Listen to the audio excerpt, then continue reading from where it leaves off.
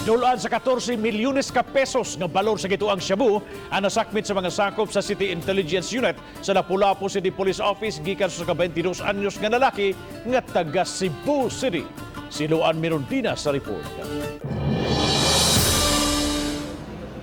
Moabot sa 2,033 grams sa gituhuang shabu ang nasakmit sa mga sakop sa City Intelligence Unit sa Lapu-Lapu City Police Office sa gipahigayong buy-bust operation sa sitio sa Akdos, Barangay Mactan, pasado alas 9 ganihang buntag. Giila ang suspitsado nga si Mark Hill James Dangarang, taga B. Aranas Extension, Dulho, Fatima. Way kulba nga giangkon sa suspitsado ang pasangil bato kaniya apan nagdumili paghatag og dugang detalye. Mahatago na, naku 1.5.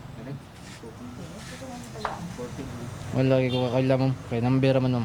Adlock naman bro, gipit kay mamud.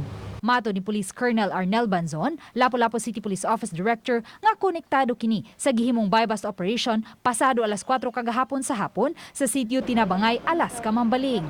Atol sa naasoing operasyon, nasikop si John Ray Habagat, 30 anyos, di inasakmit ang dulan sa 3 milyones pesos nga balor sa gituo ang shabu. Lakip na ang usa ka caliber 45 pistol.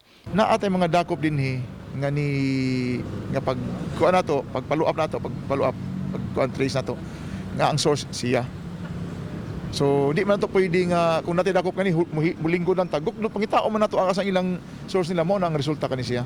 Congratulate our police officer headed by Colonel Banzon nga wala mga tulog ang ato ang kapulisan no. Accomplishment gid sa ato ang intelligence unit no. Uban ni Marlon Melgazo, Luan Mirondina, Balitang Bisda.